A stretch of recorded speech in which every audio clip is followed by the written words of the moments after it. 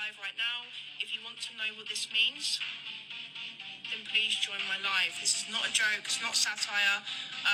Everyone needs to know about this, so please share this video with your friends and I mean, I'd love to join your lives and have a discussion with you, but you keep blocking me every single time I ask you to cite your bloody sources or go in depth with the things that you're actually claiming. Because let's be completely honest with each other as adults. Your claims about the world being destroyed are about as credible as Al Gore's back in the day. You put these videos out talking about the Creative Society, warning that something's going to happen. And if you're lucky, you'll find a video where they're talking about technologies that are coming along. They never go into detail about these technologies. They just say, trust us, bro, they're coming. Yeah, okay. Done a lot of trust me bros recently, and every single one of them turns out to be BS. It does baffle me how you guys have a talent for talking for a good solid 8 minutes without actually saying anything. And it's the same with your website. Creative Society is an international project that unites people from over 180 countries on a voluntary basis. The goal of the project is to transition in a legal and peaceful way within the shortest time possible to a new creative format of society worldwide where human life will be the highest value. I rest my case right there. An entire paragraph where they've said literally nothing. What the hell does that even mean? Apparently updating their website isn't a priority either. There is no real information of who they are and where the project starts. There's nothing concrete on this website. It's like reading a piece of legislation off of the UK government's website. Or to be a bit more spicy, Agenda 2030 from the United Nations. Use a load of big words just to make it as confusing as hell. But when you look into it, it's actually just a big load of shit. Though apparently a dozen scientists, politicians and campaigners were tricked into joining it. The more I look at this, the more I think this is just a dodgy cult. Human life is the highest value. Life of any human has to be protected as one's own. Goal of society is to ensure and guarantee the value of each human's life. If one human's life is valuable, then all people are valuable. What about nonsense? Human freedom. Every human is born with the right to be a human being. What does that mean? The right to be a human being. You say it as if human beings are a choice and that we're naturally not human. All people are born free and equal. Well, that's a lie. You are either free or you are equal. You can't be both. The only time those two can coexist is if you have equality under the law while keeping everybody free to pursue whatever they wish. There can be no one and nothing on earth superior to a human, his freedom and rights. This is a good one. Human safety. No one and nothing in society has the right to create threats to the life and freedom of a human. Ah, now you sound like my government. You could do whatever you want, as long as you don't affect another human being in any way, shape or form, including causing them a little bit of distress or hurt feces. Every human is guaranteed free provision of essential life necessities, including food, housing, medical care, education, and full social security. Cool. Who's going to pay for that? Communist utopia, why not? Guaranteed economic stability, no inflation and crises, stable and same prices around the world, a single monetary unit and fixed minimal taxation or no tax.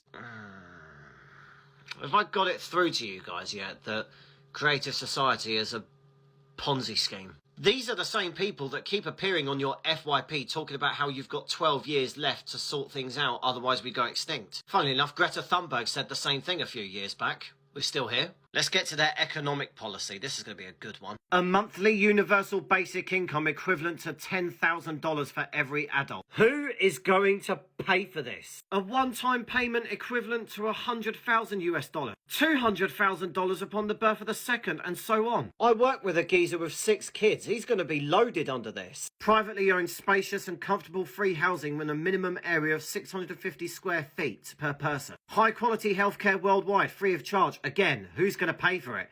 High quality education in the world, free of charge. Who's paying for it?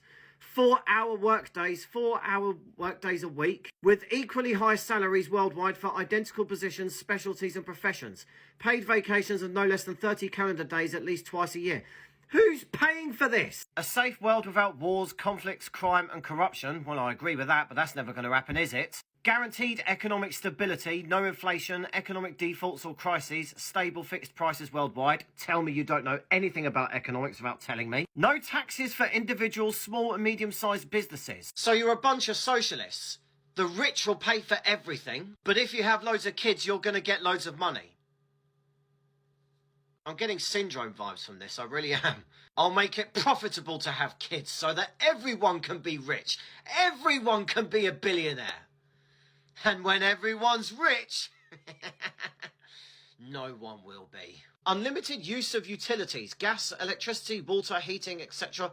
for individuals free of charge. Cancellation of all debts and loans, including mortgages. Visa-free travel and unrestricted movement worldwide. Get out. How's that working out for the European Union right now? Advancements in cutting-edge technologies that improve human life, accessible to everyone in any part of the world. What technologies? These guys really are a fascinating, wishy-washy bunch of cultists, aren't they? I'm not convinced by this at all. All while I'm expected to believe 10-minute essays of how the world's going to end in 12 years' time. I think everybody's used to that kind of rhetoric now because it's been going on since the 60s. The goalposts just keep changing and the causes keep changing. In the 60s, it was going to be an ice age by the turn of the century. And there was going to be famines and Britain was going to have a Siberian climate by the turn of the century. And then Al Gore famously said that the ice caps were going to disappear by the 2010s. Didn't happen again. And now you've got the umbrella term that encompasses all of it and is being used to transfer wealth from Western countries, manufacturing, industry, farming, shipping it off to other countries, making the Western world reliant on those other countries and then susceptible to be held to ransom. Which is, funny enough, exactly what happened to Germany. They were told not to rely on Russian gas. Germans laughed at them. A few years down the line, Russia invades Ukraine. Oh, Germany's in a tricky situation where if they come out and support Ukraine, Russia turns the tap off. And then Germany loses access to all of their gas that they need for heating and cooking and all the rest of it for the winter. Fortunately, these guys will just fade into obscurity over time. They don't have any major capital. They don't have any influence. People will see videos of them on the internet, on TikTok and on their feeds. They'll get freaked out for 5 minutes and then they'll move on to something else as they scroll down. So, if you're concerned about Creative Society, just ignore them. They're a bunch of lunatics. Though I'd just like to say, cancellation of all debts, loans, including mortgages, over my dead body. When I was at school, I lent a mate £1.50. If the Creative Society gets their goal, that doesn't change anything, mate. I don't care if it's been 14 years since then. I don't care if you've got a wife and child now. Give me my £1.50 back.